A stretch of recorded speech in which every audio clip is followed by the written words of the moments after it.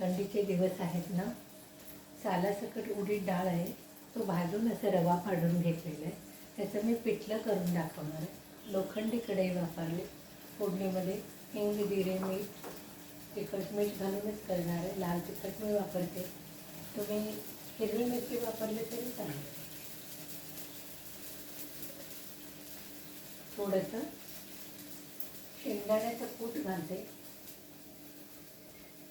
हाताने घालायची माझी सवय आहे. फार मसाला मी वापरत नाही. हे लोखंडी कढईत केल्यामुळे आणि परत उडीद डाळ भाजून केलेली, त्यामुळे बऱ्यापैकी काळं होते आणि पौष्टिक असत असते. प्रोटीन्स आणि उष्णता देणारा पदार्थ. नेहमी पिठलं करतो ना, तसंच करायचं. हळूहळू असं घालायचं.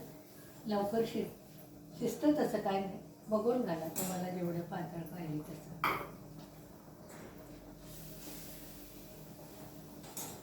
अंदाजानं घालायचं.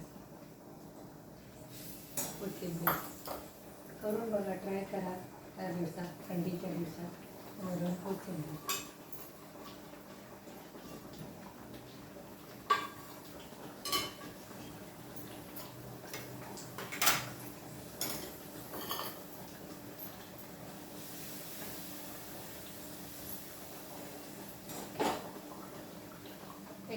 लोखंडी कढई मी वापरले, त्यामुळे आणखीन थोडं काळं काळं दिसतं, पण खूप पौष्टिक. मी लाल तिखट घातले, तुम्ही हिरवी मिरची वगैरे वाटून घालू शकता.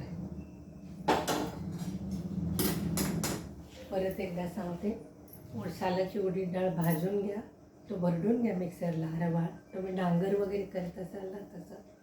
आणि काय नाही, नेहमीप्रमाणे कांदा मिरची फोडणी टाकायचं. पाहिजे तर लाल तिखट काय, मी लाल तिखट घातले, थोडंसं शेंगदाण्याचं कूट, मीठ वगैरे घातलेलं.